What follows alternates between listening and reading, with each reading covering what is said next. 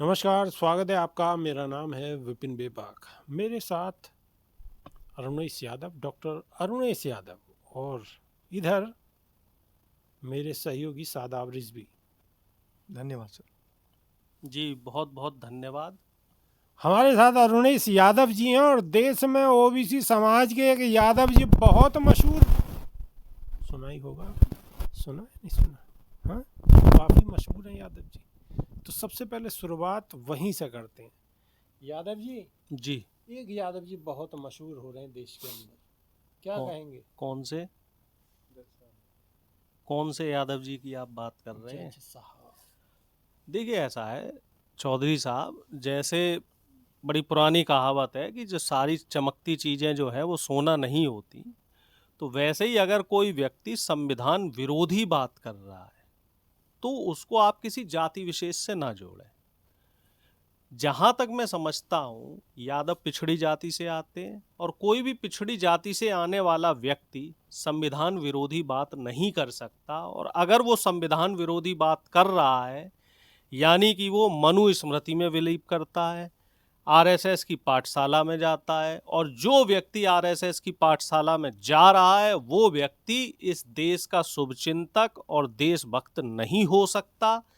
बात अगर जज शेखर यादव की जाए तो उन्होंने इस बयान को बड़े सोच समझ के, चालाकी से, सुनियोजित तरीके से एक ऐसे मंच पे बोला जो विश्व हिंदू परिषद का मंच था, और अगर उनके अतीत में जाकर उनके अतीत के जो कारनामे हैं उन पे प्रकाश डाला जाए तो उनका अतीत आरएसएस से जुड़ा हुआ आपको दिखेगा। और इस बयान के पीछे भी कई गहरे मायने हैं, जिसमें सियासी गलियारों से एक खबर तो ये आ रही है कि वो 2027 में विधायकी की टिकट के लिए दावेदारी करना चाह रहे हैं, और इसी वजह से उन्होंने सोच समझ के इस तरह का बयान दिया है। और उत्तर प्रदेश ही नहीं, पूरे देश का समस्त यादव समाज, समस्त पिछड़ा समाज और समस्त संविधान को मानने वाला समाज इनका सामाजिक बहिष्कार कर चुका है। और ऐसे व्यक्ति के खिलाफ हाई कोर्ट ही नहीं, सुप्रीम कोर्ट के तमाम जजों ने आपत्ति दर्ज की है। यहाँ तक कि सबसे मशहूर जो वकील हैं कपिल सिब्बल जी, उन्होंने साफ तौर पे ये कहा है कि इनके खिलाफ जांचें की जाएं कि इन्होंने जो पुराने फैसले दिए हैं क्या वो फैसले संदेह के घेरे में तो नहीं है, क्या उनकी मंशा उसी तरह की तो नहीं है जिस तरह के उनके बड़बोलेपन का जो नमूना पूरे देश की जनता ने देखा है। वो तो योगी जी से भी 4 कदम आगे निकल गए। योगी जी तो इशारों में कह रहे हैं कि साहब बटोगे तो कटोगे, जुड़ोगे घटोगे, और गुणा होगे और भाग होगे।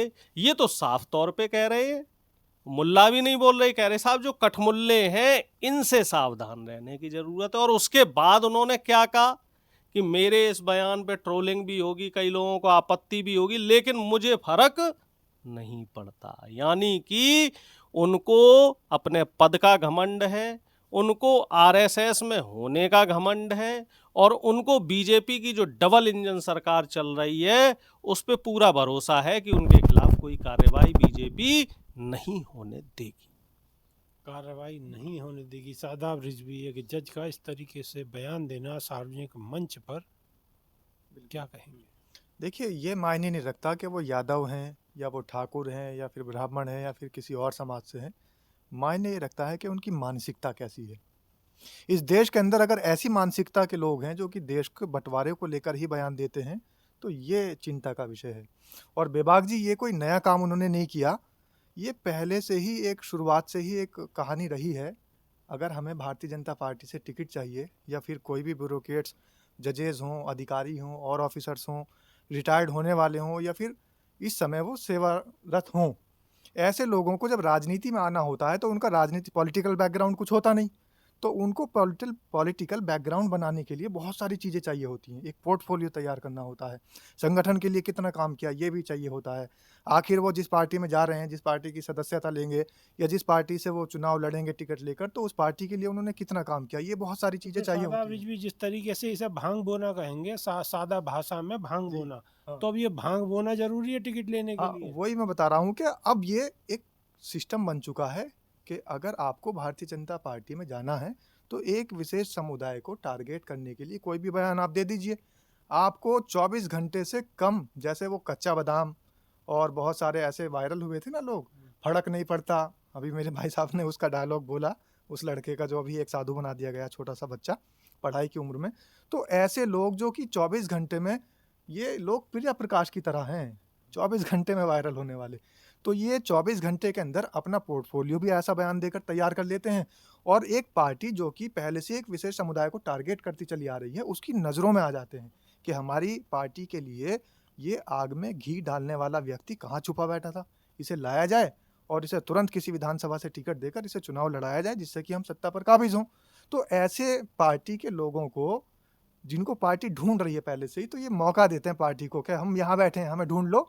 तो ऐसे लोग सिर्फ इसलिए ऐसा बयान देते हैं। उनसे आप कठमुल्ला की परिभाषा पूछिए, बता नहीं सकते जज होने के बावजूद। सादाब रिजवी, लेकिन एक बात बताइए, अगर इस तरीके से ही ये इन शब्दों का प्रयोग हुआ, जिस तरीके से आग में घी डालने की बात की जा रही है, एक तरीके से बिल्कुल आग लगाने की बात की जा रही है, तो फिर ये देश, संविधान, इसका तो कोई वजूद ही नहीं रहेगा। जी सर, अभी आपने देखा होगा कि इन्हीं दिनों पिछले साल पार्लियामेंट के अंदर एक जो वहाँ पर पार्लियामेंट्री एक रूल पारित हुआ था, और उसमें कहा गया था कि अमर्यादित शब्दों का प्रयोग पार्लियामेंट के अंदर नहीं होगा। उसको निषेध कर दिया गया था, रोक लगा दी गई थी। और ये जज हैं, ये जानते हैं कि संविधान क्या कहता है, ये जानते हैं कि पार्लियामेंट्री की जो कार्रवाई है उसके अंदर किन शब्दों को इस्तेमाल करना चाहिए, किन को नहीं करना चाहिए। लेकिन सब कुछ जानने के बावजूद अगर अमर्यादित शब्दों का ये इस्तेमाल कर रहे हैं, और ऐसे शब्दों का इस्तेमाल कर रहे हैं जिससे कि देश की अखंडता और प्रभुता छिन भिन्न हो रही हो, तो आप साफ तौर से समझ सकते हैं कि इनकी नीयत में खोट है, और ये चाहते हैं कि मैं कोई ऐसा बयान दूं कि वही जो मैंने बताया कि हाईलाइट हो जाऊं और भारतीय जनता पार्टी की नज़र में मैं बड़ा बन जाऊं, जिससे कि मुझे टिकट मिल जाए और ठीक है। सत्ता का लोभी बन जाऊं। ठीक है। डॉक्टर अरुणेश यादव, सादाब रिजवी की बात से सहमत हैं कि ये कुछ लोग ऐसा समझते हैं, ऐसा सोचते हैं, या पार्टी ऐसे लोगों को अपने अंदर लेती है, अपनी पार्टी के अंदर लेती है कि जो कहीं ना कहीं लाइमलाइट में एकदम आए हुए होते हैं, तो क्या मानते हैं आप? ऐसे ही देखिए, मानते हैं? सादाब जी ने जो बात कही है, इसमें दो बिंदु हैं जो महत्वपूर्ण है। पहला तो ये है कि तुरंत वाली, रैपिड फायर वाली लोकप्रियता, और रैपिड फायर वाली लोकप्रियता, या फिर हम कह सकते हैं कि ट्रेंडिंग में आने वाली लोकप्रियता आपको तभी मिल सकती है, या तो आप एक्स्ट्रा ऑर्डिनरी हैं, आपने इतना अच्छा काम किया है कि लोग मजबूर हो जाएं, तो वो विरले ही होते हैं, वो करोड़ों में कोई एक होता है। तो दूसरा तरीका ये होता है विवादित बयान देना, जो कि सत्ता के गलियारों में एक आम बात रही है, और इसमें बीजेपी के लोग या बीजेपी की विचारधारा से जुड़े हुए लोग माहिर हैं। और दूसरा तरीका होता है पार्टी द्वारा ऐसे लोगों को भीतर खाने से तैयार करना और इन्हें प्लांट करना और इनके लिए ब्रांडिंग करना और मार्केटिंग करना। तो इसमें दोनों ही चीज़ें हैं। क्या आरएसएस इनकी ब्रांडिंग पहले से कर रही थी, पहले से इनके लिए स्ट्रेटजी बनाई जा रही है? क्या 2027 के लिए कोई एक्शन प्लान बनाया जा रहा है कि यादवों को काटने के लिए किसी यादव को लाया जाए? क्योंकि उत्तर प्रदेश में यादव सबसे प्रमुख ऐसी जाति मानी जा रही है जो सामाजिक न्याय के लिए संघर्ष कर रही है और अभी भी नहीं टूटी है। 10 साल सत्ता से दूर रह चुके हैं, और इसके अलावा कोई भी मुद्दा होता है तो उसमें यादव समाज के जो लोग हैं वो बढ़ चढ़ के हिस्सा लेते हैं, चाहे वो संविधान की बात हो जो राहुल गांधी जी, अखिलेश यादव जी, तेजस्वी यादव जी समेत तमाम नेताओं ने कही, या फिर माइनॉरिटीज़ पे अटैक की बात हो तो उसमें भी यादव समाज के सोशल एक्टिविस्ट और नेता और आम जनता बढ़ चढ़ के हिस्सा लेती है। चाहे वो दलितों पे हिंसा की बात हो, चाहे वो सवर्णों पे भी हिंसा की बात हो। अभी ब्राह्मण समाज के एक बच्चे के साथ बहराइच में घटना हुई तो उसका प्रतिरोध भी सरकार से सवाल करने में भी यादव जाति के लोग बढ़ चढ़ के हिस्सा ले रहे थे। तो कहीं योगी जी का इशारा उस तरफ तो नहीं है कि यादवों को तोड़ दिया जाए, जिससे कि 2027 की जो सत्ता का रास्ता है वो उनके लिए इस आसान हो जाए, और इसी वजह से इस तरह के लोगों को तैयार किया जा रहा है। कुछ इसी तरीके से मथुरा की जो जन्मभूमि है उसके लिए एक मनीष यादव एक लड़का है, उसको भी तैयार किया जा रहा है। उसको मोहन यादव जी के साथ लगा दिया गया है। मोहन यादव जी के कई दौरे उत्तर प्रदेश में हो चुके हैं। हालांकि मोहन यादव जी के किसी भी दौरे में यहाँ का जो यादव समाज है उसने कोई खास दिलचस्पी नहीं ली। और इसके अलावा मैं आपको बताऊं, बीजेपी ने 2 यादवों को डायरेक्ट राज्यसभा भी भेजा है उत्तर प्रदेश से, और वो सिर्फ इसीलिए भेजा है कि कैसे भी इस समाज में सेंध लगाई जाए। लेकिन कोई भी जागरूक समाज हो, चाहे वो यादव समाज हो, चाहे मुस्लिम समाज हो, सिख समाज हो, जाटव समाज हो, अगर वो जागरूक है और वो समझता है कि उसके मौलिक अधिकार संविधान से जुड़े हुए हैं, तो वो इस तरह की असंवैधानिक बात करने वाले व्यक्ति को, चाहे वो उन्हीं की जाति का क्यों ना हो, पसंद नहीं करेगा। लेकिन अब सवाल तो ये उठता है अरुणेश यादव कि एक जज, सिटिंग जज, अगर वो इस तरीके की भाषा का इस्तेमाल करता है तो कहाँ संविधान, संविधान की बात कहाँ रहेगी? और ये स्थिति कहाँ से कहाँ तक पहुँचेगी अगर एक जज इस तरीके से अपने मुख से इस तरीके की बात कहेगा? बेबाक जी, आप संविधान की बात कर रहे हो, बीजेपी ने तो विधेयक पारित करवा दिया है कि आरएसएस की यूनिफॉर्म पहन के कोई भी अधिकारी आरएसएस की पाठशाला में आ सकता है। पहले तो दबे छुपे अधिकारी जाते थे आरएसएस की पाठशाला के लिए, अब तो अधिकारी अपने ड्यूटी टाइम पे भी जा सकता है। तो यहाँ तो संविधान की साफ तौर पे धज्जियां उड़ती हुई नजर आ रही हैं। जहां एक तरफ बीजेपी राष्ट्रवाद की बात करती है, वहीं दूसरी तरफ बीजेपी के नेता मुसलमानों को, दलितों को, अल्पसंख्यकों को और पिछड़ों को टारगेट कर रहे हैं। उन पे कोई कार्रवाई नहीं होती है। बीजेपी के चुने हुए विधायक और सांसद खुल के हिंदू मुस्लिम के नाम पे, जाति के नाम पे, धर्म के नाम पे गालियां देते हैं। उनको सरकार संरक्षण दी हुई है। बीजेपी के चुने हुए विधायक बहन बेटियों के साथ बलात्कार कर रहे हैं और उन पे कोर्ट केस भी चल रहे हैं, लेकिन उसमें उन्हें रियायत मिली हुई है। उन पे कोई कानूनी कार्रवाई नहीं होती। पेरोल मिल जाता है, कभी उनको जमानतों पे रिहा कर दिया जाता है। अभी एक घटना सुनने में आई है कि यहाँ बरेली के जो विधायक साहब हैं, उनके ऊपर बलात्कार का आरोप है। एमपी एमएलए कोर्ट में कार्रवाई चल रही है, लेकिन अभी कोई फैसला नहीं सुनाया जा रहा है। डेट पे डेट दी जा रही है, तारीखों पे तारीखें दी जा रही हैं। इसी तरीके से इटावा के निवर्तमान सांसद कठेरिया जी थे, उन पे भी एमपी एमएलए कोर्ट में कार्रवाई चल रही थी, लेकिन उसको सरकार द्वारा संरक्षण मिल गया और उनका मामला रफा दफा कर दिया गया। तो जब शासन सत्ता के लोग अपने और विपक्ष के लोगों में भेद करने लगे, तो फिर संविधान के मायने नहीं रह जाते हैं। और यही कारण है कि इस समय विपक्षी एकता जो इंडिया गठबंधन है, वो आम जनता को बताता हुआ नजर आ रहा है कि किस तरीके से संविधान पे अटैक किया जा रहा है, किस तरीके से आपके बारीकी से संविधान को कमजोर किया जा रहा है, संविधान पे चोट डाली जा रही है। और इसके परिणाम और इसके जो क्या कहते हैं साइड इफेक्ट्स आपको आए दिन इस जज की तरह देखने को मिलते हैं। अरुणेश यादव, एक सवाल और है जो अभी अभी मेरे दिमाग में आया, मेरे जहन में आया है। सोशल मीडिया पर एक खबर चल रही है और सूत्रों के हवाले से खबर भी चल रही है। खबर ये चल रही है कि बसपा सुप्रीमो को इंडिया गठबंधन की कमान सौंपे जाने की बात कही जा रही है। अब ये कहाँ तक इसमें सच्चाई है, कहाँ तक सच्चाई नहीं है, ये हम नहीं कह सकते, लेकिन ये चर्चाएं जोरों पर है। मैं इसमें आपकी प्रतिक्रिया चाहता हूँ। देखिए, ममता बनर्जी जी से कहीं बेहतर विकल्प बहन जी हैं, बशर्ते बहन जी तैयार हों। बहन जी से हमने 2024 का जो चुनाव हुआ था, उससे पहले भी उनको प्रस्ताव दिया था कि आप इंडिया गठबंधन में शामिल हों और पूरे देश भर में सम्मानजनक जो सीट आप चाह रहे हैं, एक राष्ट्रीय पार्टी के नाते वो सीट आपको दी जाएंगी। लेकिन होता क्या है कि ये जो लोग हैं ना, जिन लोगों की हम बात कर रहे हैं, ये लगभग हर पार्टी में, हमारी पार्टी में भी हैं, बीजेपी में तो खैर हैं ही हैं, ऐसे लोग बसपा में भी हैं। और वो लोग ये नहीं चाहते कि बहन जी का गठबंधन इंडिया गठबंधन से हो या बहन जी इंडिया गठबंधन में शामिल हो, उनकी अगुवाई करें। ऐसे लोगों के मैं नाम भी ले सकता हूं, लेकिन मैं वो नाम लेना उचित नहीं समझता हूं, क्योंकि वो दूसरी पार्टी का इंटरनल मामला है। तो कुछ लोग जो हमारी पार्टी में हैं, कुछ लोग जो ऐसे लोग इंडिया गठबंधन में जो लोग हैं, देखो, डॉक्टर साहब ने बिल्कुल स्पष्ट तरीके से ये बात कही है कि वो उनकी पार्टी में भी हैं, यानी कि कांग्रेस पार्टी में भी कुछ लोग हैं और बीएसपी में भी कुछ लोग हैं। तो बिल्कुल पाक साफ तरीके से बात, हमें ऐसे लोगों से बचना है। और सिर्फ बचना ही नहीं है, ऐसे लोगों की बातों को तवज्जो नहीं देनी है और अपनी एक लाइन पे बने रहना है, संविधान वाली लाइन। सरकार से सिर्फ इसी लाइन पे सवाल करना है। और रही बात बहन जी की, तो देर सवेर सही हमें पूरा यकीन है कि बहन जी ऐसे जो कुचक्री लोग हैं, जो कुचक्र रच रहे हैं, इन लोगों को अपनी पार्टी से बेदखल करेंगी और जल्द ही इंडिया गठबंधन की कमान संभालने के लिए हामी भरेंगी। इंडिया गठबंधन में कमान संभालने की हामी भरेंगी। शादाब रिजवी अगर बसपा सुप्रीमो बहन मायावती गठबंधन इंडिया गठबंधन में शामिल हो जाती हैं तो इंडिया गठबंधन का परिदृश्य क्या होगा? देखिए, शामिल होना भी उनको चाहिए और शामिल होने का प्रस्ताव उनके पास पहले भी था।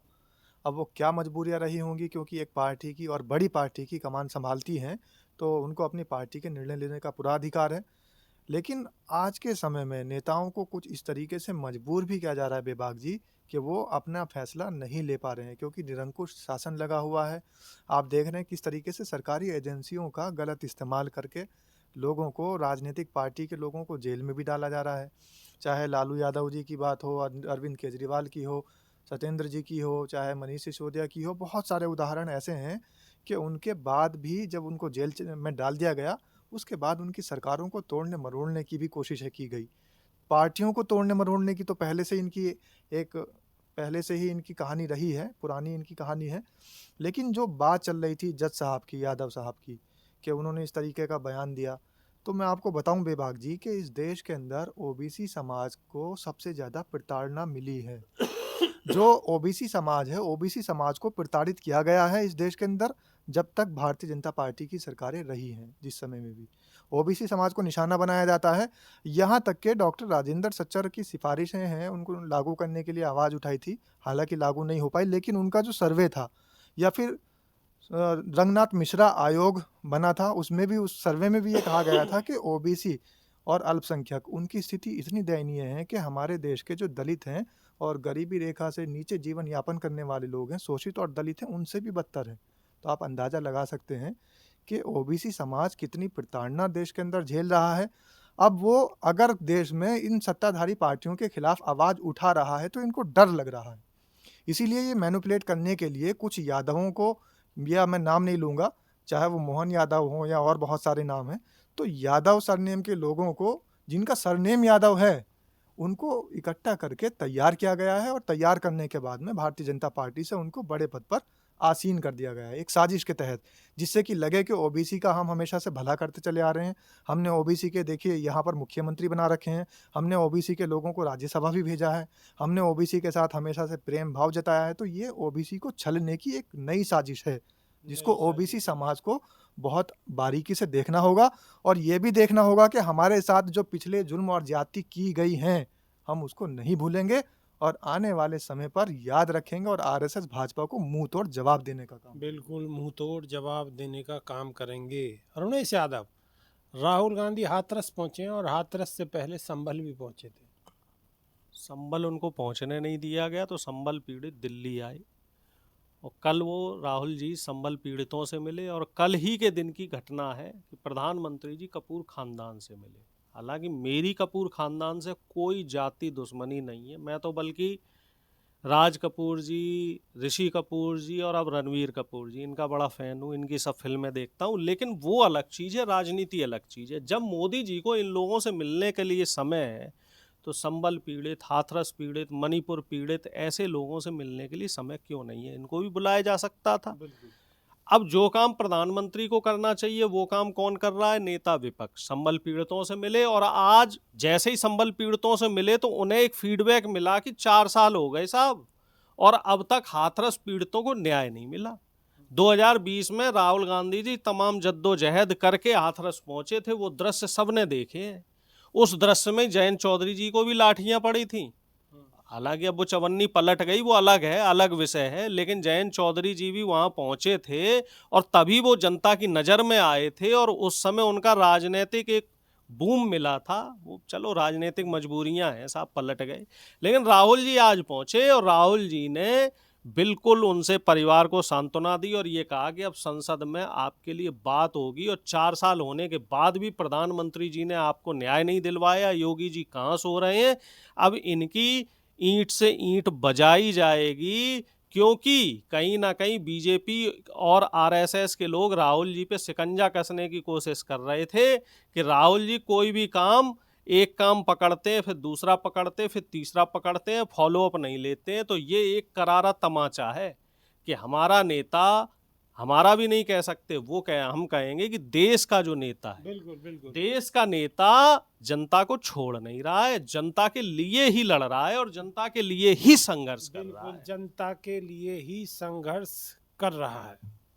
रणवीर यादव ने बात बड़ी बेबाकी से रखी और हमारे सहयोगी शादाब रिजवी ने भी बड़ी शिद्दत से अपनी बात रखी। आपको इनकी बात कैसी लगी है कमेंट के माध्यम से अवश्य बताएं। अभी के लिए सिर्फ इतना ही, नई वीडियो में फिर रूबरू होंगे। बहुत बहुत शुक्रिया, धन्यवाद जी, बहुत बहुत धन्यवाद। धन्यवाद सर। नमस्कार।